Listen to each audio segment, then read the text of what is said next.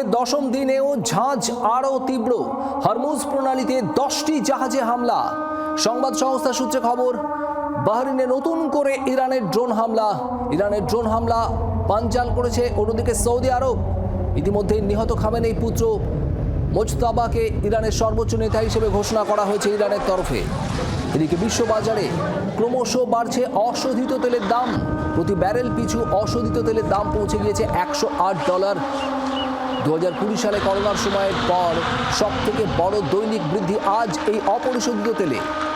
এদিকে ট্রাম্পের পোস্ট, তেলের দাম দ্রুত কমবে, বিশ্ব শান্তির জন্য খুব সামান্য মূল্য।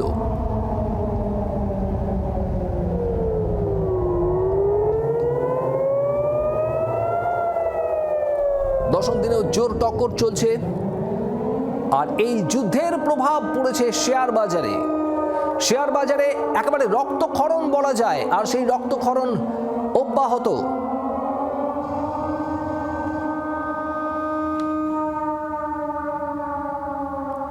সকাল থেকে সেন্সেক্স নিফটি নিম্নমুখী, কোটি কোটি বিনিয়োগকারীর মাথায় হাত। বিশ্ববাজারে অশোধিত তেলের দাম একদিকে লাফিয়ে বাড়ছে, আর অন্যদিকে এভাবেই শেয়ার বাজারে রক্তক্ষরণ।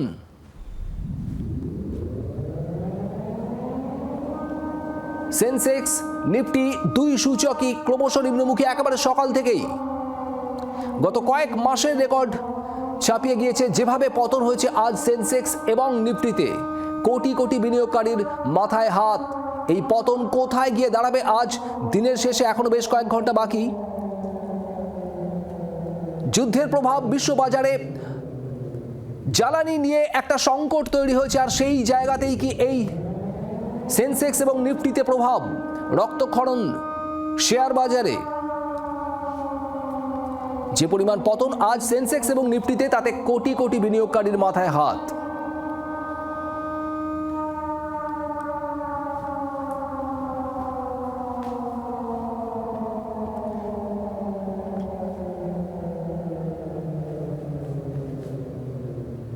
আর এর পাশাপাশি টাকার দামেও পতন। অয়ন ঘোষাল আমাদের প্রতিনিধি রয়েছেন আমাদের সঙ্গে। অয়ন, একদিকে শেয়ার বাজারে রক্তক্ষরণ, অন্যদিকে টাকার দামেও একেবারে রেকর্ড পতন। 93 টাকাও ছাপিয়ে গিয়েছে $1 মূল্য। প্রথমে বলে রাখা দরকার যে গোটা বিশ্বব্যাপী এই মুহূর্তে মার্কেটের একটা বড় সড়ো স্ল্যাশ ডাউনের খবর পাচ্ছি। তার মধ্যে অন্যতম ডেফিনেটলি টাকার পতন, যেখানে $1 মার্কিন দাম আজ ভারতীয় টাকায় 93 টাকা 35 পয়সা হয়ে দাঁড়ালো, যেটা একটা অল টাইম রেকর্ড। তার পাশাপাশি বিশ্ব বাজারে ব্যারেল পিছু অশোধিত তেলের দাম বেড়ে দাঁড়ালো $117, যেটা গতকাল পর্যন্ত ছিল $114। এবং তার সঙ্গে ভারতবর্ষের দুটি শেয়ার মার্কেট অর্থাৎ সেন্সেক্স এবং নিফটি, এখানে সমস্ত নামী কোম্পানির শেয়ার 3 থেকে 5% ড্রপ হয়েছে, এবং অয়েল কোম্পানিগুলোর শেয়ার ইতিমধ্যে 8.5% পর্যন্ত ড্রপ হয়েছে বলে এখনো পর্যন্ত শেয়ার বাজার সূত্রে খবর। শুভদীপ, ধন্যবাদ। আমরা এ নিয়ে কথা বলেছিলাম শেয়ার বাজার বিশেষজ্ঞ অনির্বাণ দত্তর সঙ্গে। তিনি কি বলছেন শোনাবো আপনাদের।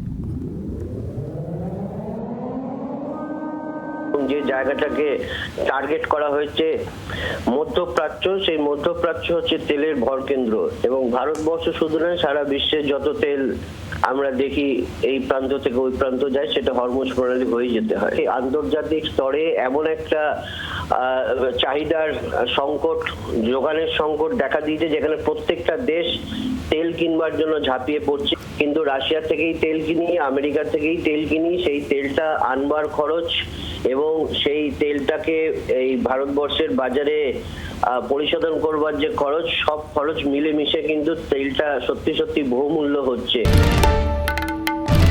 বাংলার আওয়াজ, বাঙালির আবেগ, জি 24 ঘন্টা।